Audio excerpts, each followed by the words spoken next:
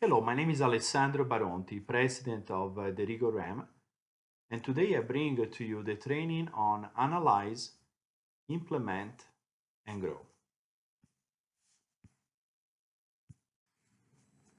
Analyze, Implement, and Growth is going to give you a clear understanding on important KPI, key performance indicator to measure the success of your business. See, today running an optometric practice is getting more complicated than ever before because it's not just a medical environment, it's a combination between a medical and retail, where 60% of your bottom line profitability today is driven by the retail segment of your business. So being a great doctor is not good enough anymore.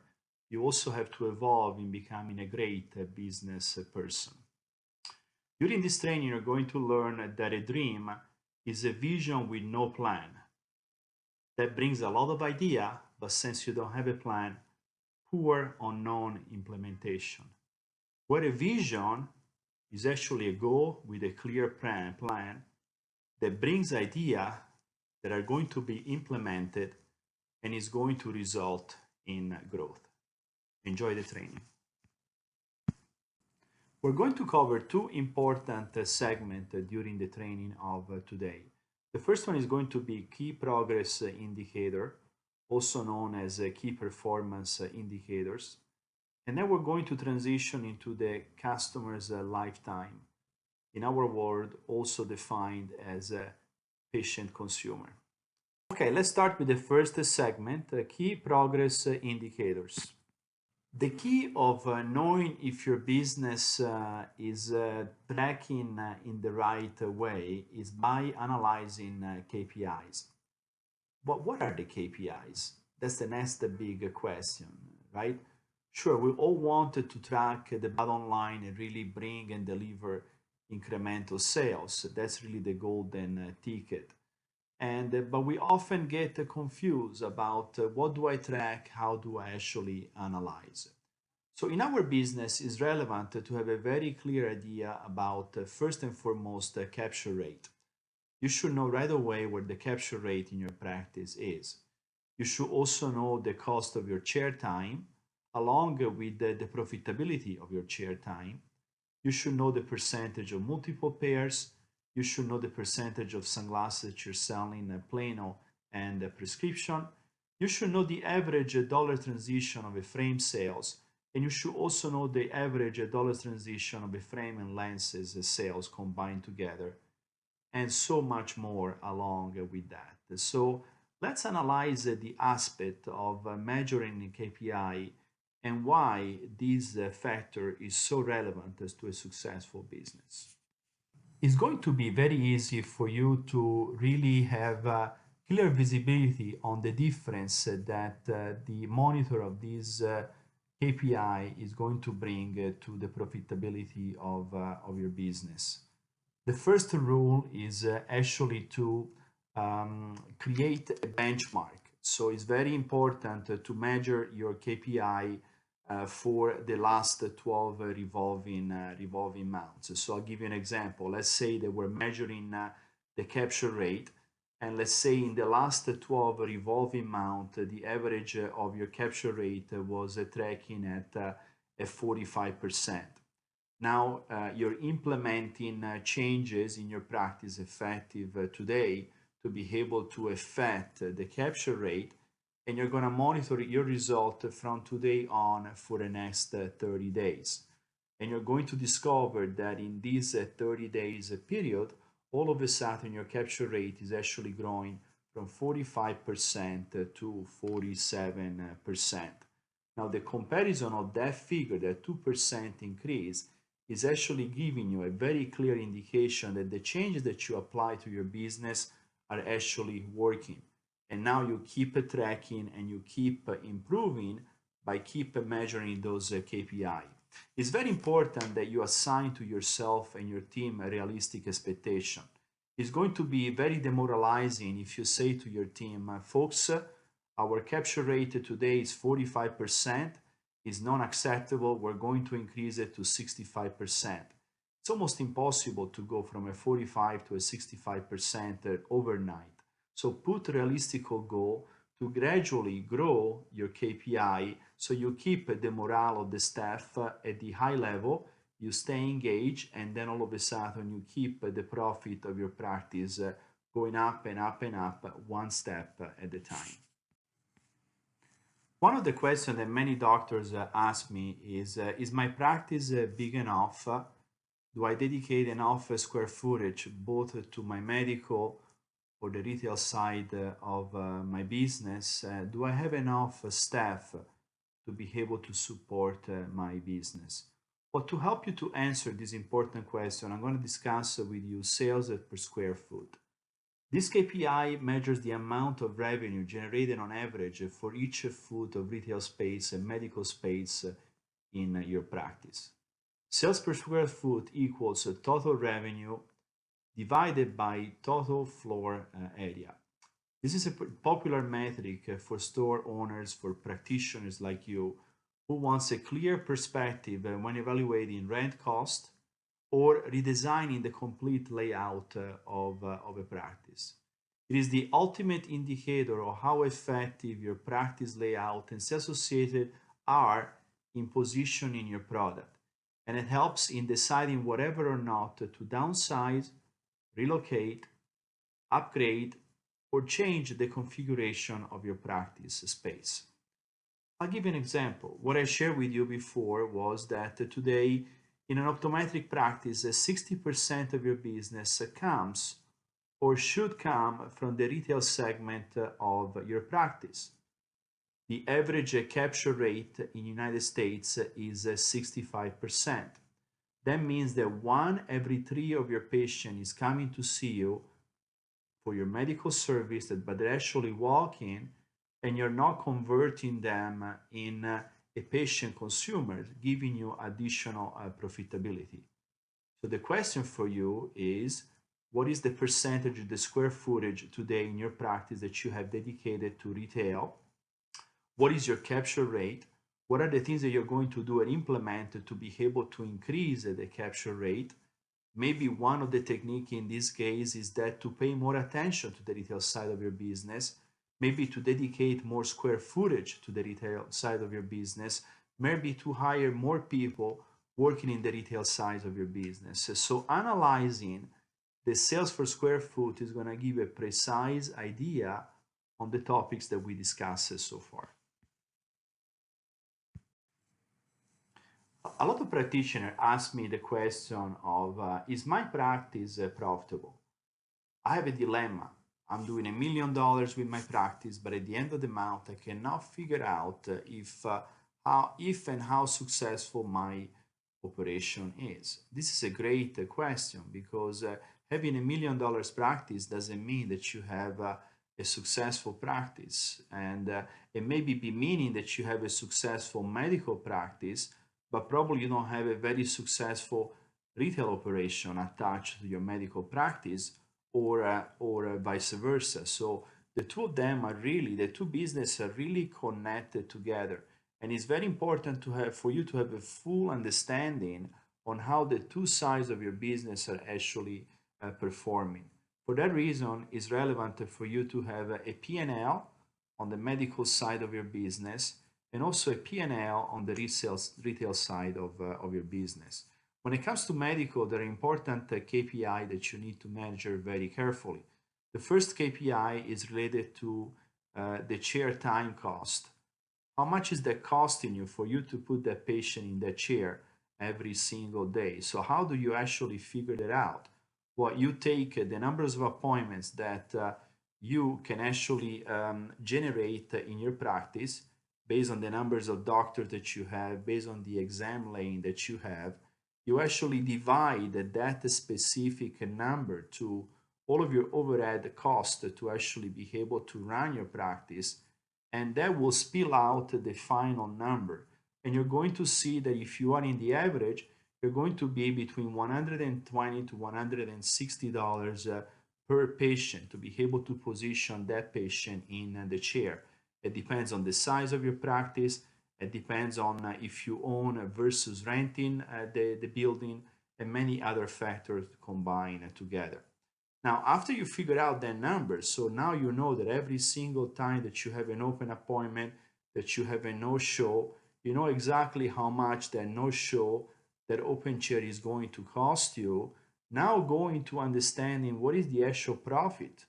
How much money am I making every time that I sit down a patient in that specific chair? So you actually look at all of the potential eye examination that you can actually do in your practice, and you divide that with the overall profitability of your practice after you remove all of the cost, of course, and that will give you the net numbers. So now you actually know what kind of revenues you can actually make every single time you position a patient in that chair. Now tell me, if after you know these two numbers, if you're not going to be very motivated in the morning or at the end of the week when you have your meeting with your staff to discuss no-show, numbers of appointments that we need to have every single day, how to trade up in a visual managed care environment, and all of those kind of important type of information that you need to review with your staff. It's also relevant for you to measure the medical service profit per square foot in your medical in the medical side of your business. You get that number by taking the total revenue and dividing that numbers by the total the total square footage of the floor area that is actually dedicated to the medical in your specific practice. Now you have a better understanding about the P&L of your medical side. Now let's move into the retail part of your business. You take the same formula, the sales for square foot in the retail side of your business. You take the total revenue. Now you divide the total revenue by the total floor area, the square footage dedicated to the retail part of your business. Now you're going to have a specific value on how much money each square foot generates in your actual practice, both in the medical and the retail side of your business. When you have visibility to these kind of numbers, now you can make intelligent evaluation of do I want to downsize? Do I want to upgrade? Do I want to relocate? And these are the decisions that are going to be founded on numbers, on statistics. So you actually remove the emotion and you take a very analytical approach about the business. So the suggestion is carefully analyze the P&L of the medical part of your business and the P&L of the retail part of your business. Measuring foot traffic is a huge insight to really measure the success of your practice and to measure the success of the implementation of the system and the procedure that you have in place to run your practice. When we're looking at foot traffic, it's not only a result of the scheduled appointment that you have in your practice. It's also referring to new patient and consumers acquisition, which can happen remotely by that specific customer that is actually calling in to schedule an appointment, and then you ask them, how did you find out about us? Oh, I just saw a social media campaign that it was talking about you guys, or I just saw an advertising, or I was just driving by and I saw the amazing window display that you actually have, and or I saw through the window that you had that brand that I was actually looking for and I could not find anywhere, so I decided to actually make an appointment. So that's a patient consumers acquisition that you have done by actually implementing a strategy. It can also be that patient that is actually walking by and driving by and they decided all of a sudden to stop by and see you. They're walking in to come and see the doctor to schedule an appointment. How did you find out about us? By actually asking the question, you measure those strategies that are actually working effectively for you, and then you start to leverage on reinforcing the investment on those specific strategy. So foot traffic is a combination of existing eye examination, and now all of a sudden you can look at the effectiveness of your patient recall strategy or the effectiveness on which you manage the schedules of the doctor to maximize the utilization of the chair time.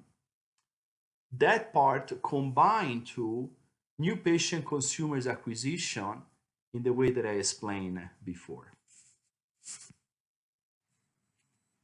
Sales per hour is a very helpful tool to measure when reviewing staff-related overhead cost. Calculating this KPI will really help you to understand how much revenue your employee contributes to each business, and on average by dividing your total revenue by the numbers of employee. So that will give you SPH equal total revenue divided by numbers of employee hours. This metric is especially helpful in understanding how hiring or firing employee and how that may improve or endangers the health of your business, because it can be overstaffed, but you can also be at the same time understaffed. Measuring SPH can also suggest employee efficiency and profitability, as well as how the revenue of different practice location may be affected by the size of the staff. It's also helpful in understanding how the tools and technology you have implemented to support your practice are actually working in terms of increasing or decreasing the cost of your sales per hour.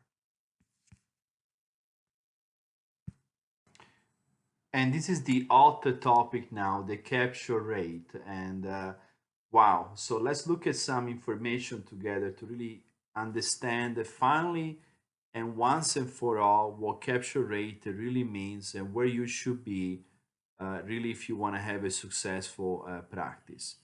So capture rate is the equivalent of patient traffic versus total purchase minus medical routine follow-up. So let me give you an example of that.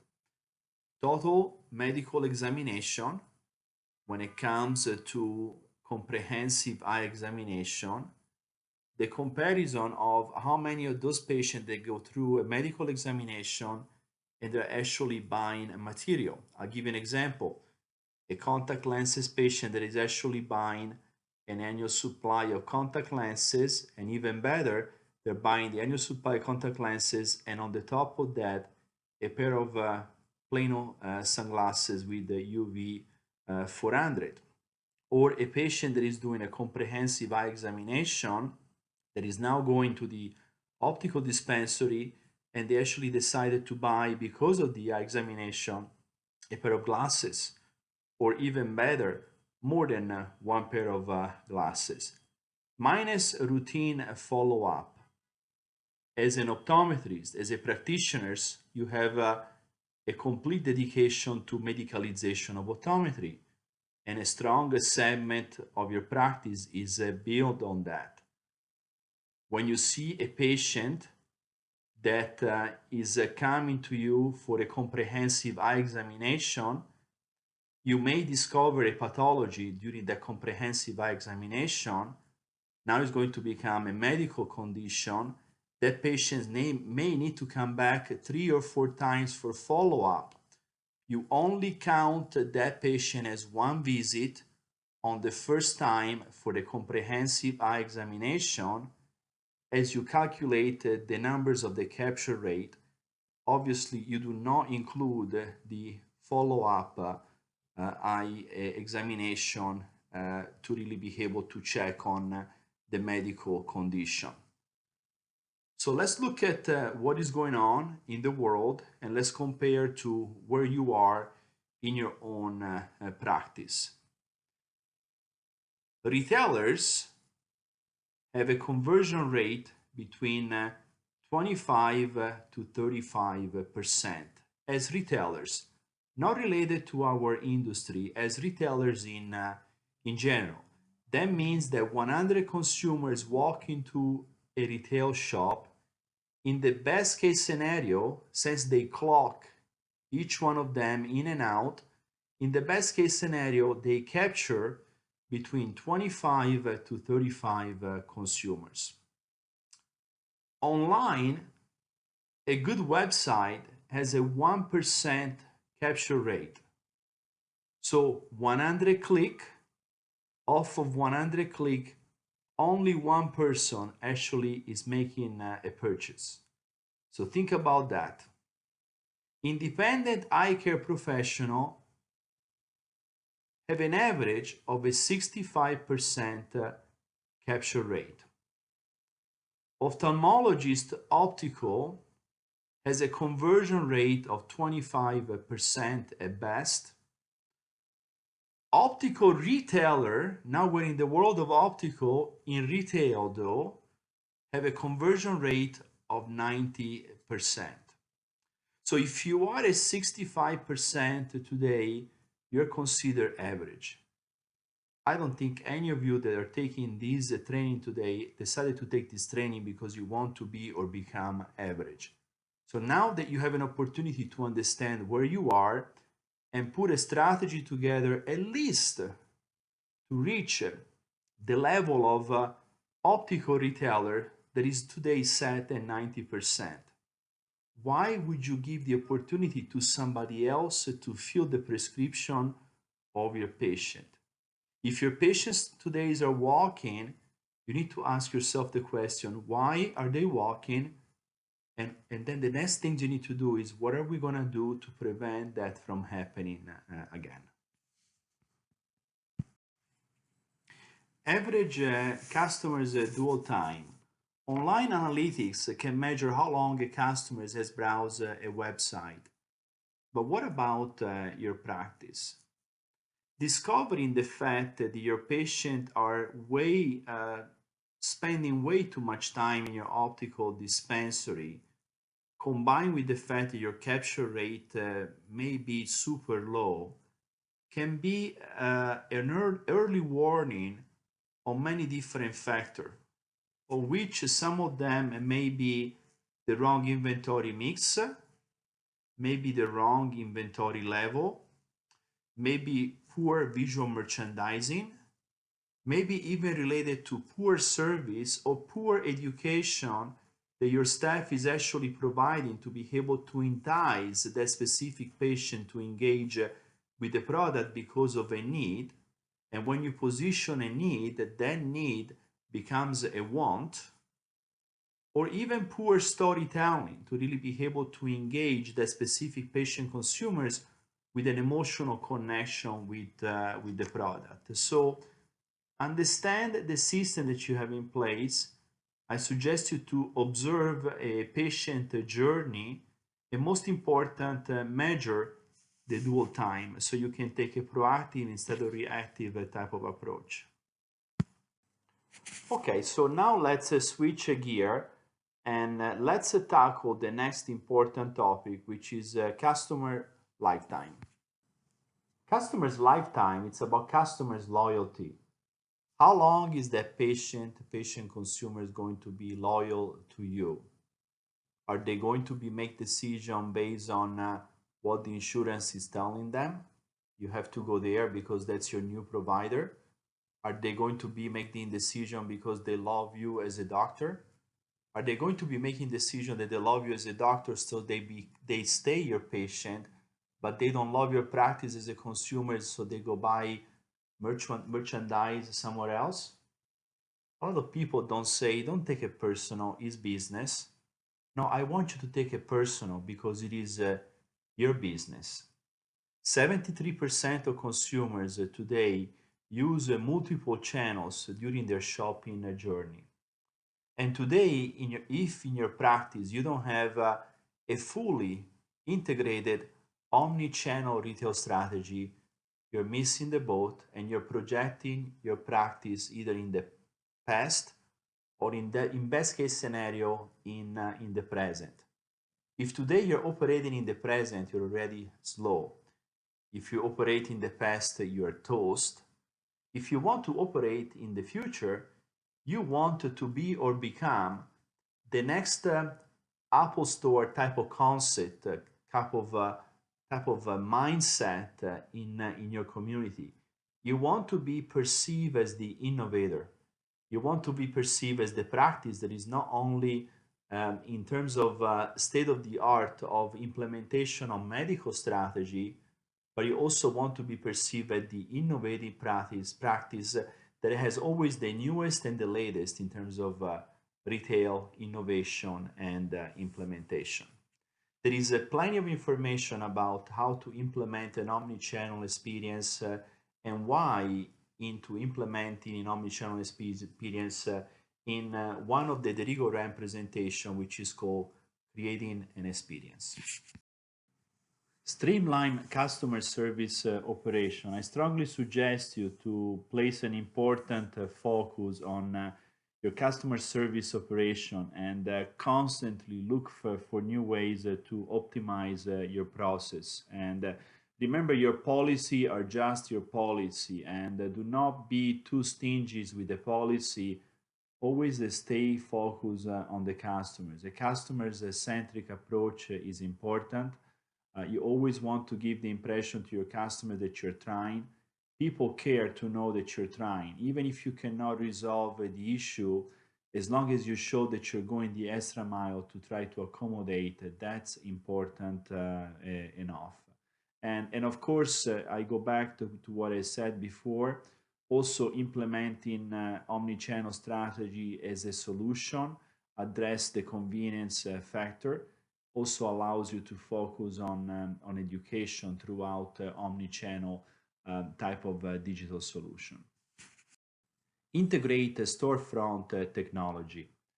Nowadays, it is crucial for a practice to have a fully integrated omni-channel experience to offer to an evolving patient consumer expectation solution to offer a digital catalog to enable consumers to explore product both in a feel and touch way and also into a digital way, to be able to educate a consumers on different type of lens technology and product offering. More consumers today are shying away from visiting physical location, even in our industry. It is important for all of us to really start to think on ways to be able to provide a solution to an evolving patient consumers to really make that experience more fun, more dynamic, more interactive.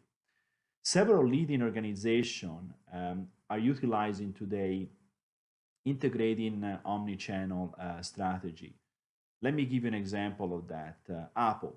You can walk up into any Apple employee today and pay for the product right there on the spot. Each one of them is equipped with a portable device.